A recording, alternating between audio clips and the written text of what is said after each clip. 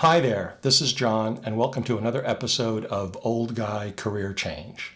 I'm going to critique street photos that I took with my Nikon F2 a couple of weeks ago. It was the first time I'd used a film camera in nearly 45 years. A little history first. I bought a Minolta SRT 101 in high school. It was a solid, all-mechanical SLR that was very simple and very fun to use. I stopped my photography hobby in college. Maybe stopped is the wrong word. I just did it less and less until eventually I wasn't doing it at all. In January of this year, I was laid off. I did some self-assessments, and one of the suggestions that popped out was that I should resume my photography hobby.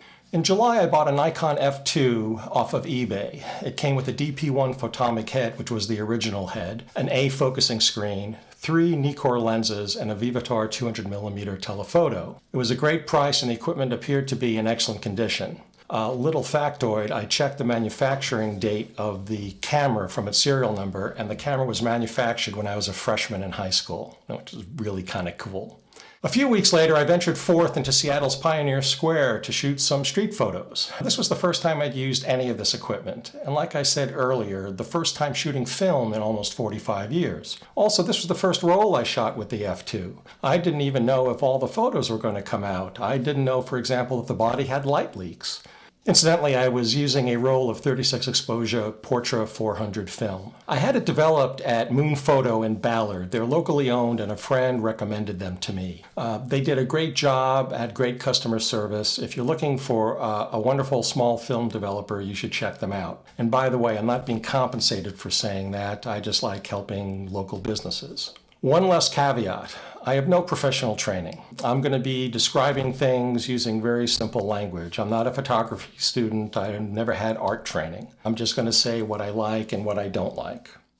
First up are photos that I think are great as is. I guess the first thing I want to say is I loved using the F2. It felt great in my hands, and I'm really so happy that I bought it. I took this before going to Pioneer Square. It's in a Magnolia home furnishing store. I was attracted to the light reflections and the refraction in the glassware. I used a wide aperture so the background would be blurry. My eyes are drawn to the fake limes. It's not a question of cosmic importance, but I guess I'm asking myself, are they at rest or are they about to be cut up and used for a drink? This is in Pioneer Square. I was drawn to the brick colors and textures and to the windows and their framing.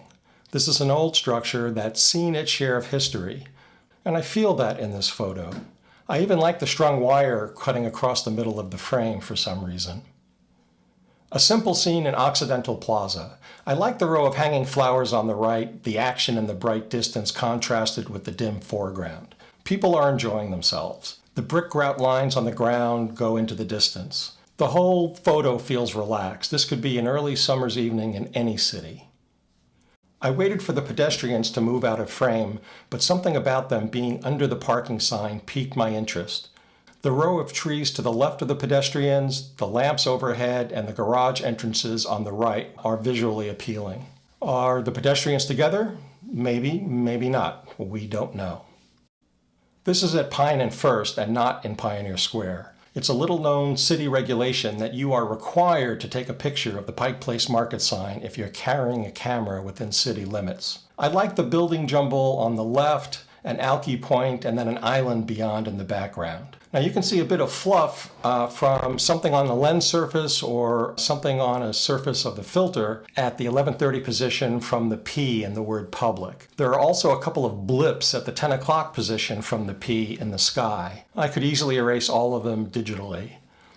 Okay, on to the photos that were good or so-so. If I had done one or two things differently, I think I would love these. We have the former Seattle City Hall. It might be the original City Hall. I don't remember. I should know this, but I don't. I'm sorry. With its colorful stonework. People in the alley are bracketed by 2 buildings. It doesn't work because my composition was flawed. The camera was tilted a little, and yeah, I could rotate the photo digitally, but it's still an error. It was just sloppy. The people aren't as interesting as they were when they were in the viewfinder. Maybe I should have waited for more action. Or maybe move forward so the people were more visible and larger in the photo. I'm not sure. Yes, guilty as charged. I love brick's texture, colors, and patterns. If I had held the camera so the building was upright, this would have been a much better photo. I like the pattern of the fire escape steps, the gates over the second and third story doors, and then the sunlight is actually on all of them, so you have all of their shadows as well.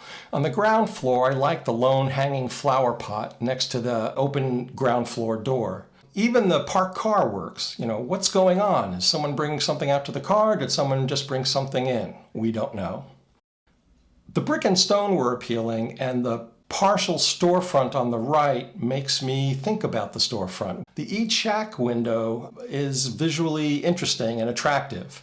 I think this would have worked if I had stood directly in front of the Eat Shack sign, and I can't recall why I didn't do that. Next time I'm in Pioneer Square, I'm going to give this particular subject another shot. I find myself drawn to building alleys. Why? Well, that's where important utility connections and shipping happens, which are vital to the sustenance of the businesses and the buildings. And they're hidden from the general populace, right? I like the meandering water on the ground, the ductwork, and the utility connections. There's mystery back there in the alley. But this photograph doesn't work as well as it seemed to work in the viewfinder. I think something needs to be happening in the alley, some kind of action or question mark. And there's no question mark here. Or maybe I should have used a telephoto to sort of visually compress the image. This alley worked much better. I was drawn to the building colors. There's a car in the distance. What's going on there? There's a homeless guy sleeping in the lower left. What is his story or her story? What's going on here? It sort of works, but I think I should have moved forward so there was less empty foreground. And maybe telephoto compression would have made more of an impact. These photos sucked. I thought they had something when I took them, but I look at them now and there's nothing.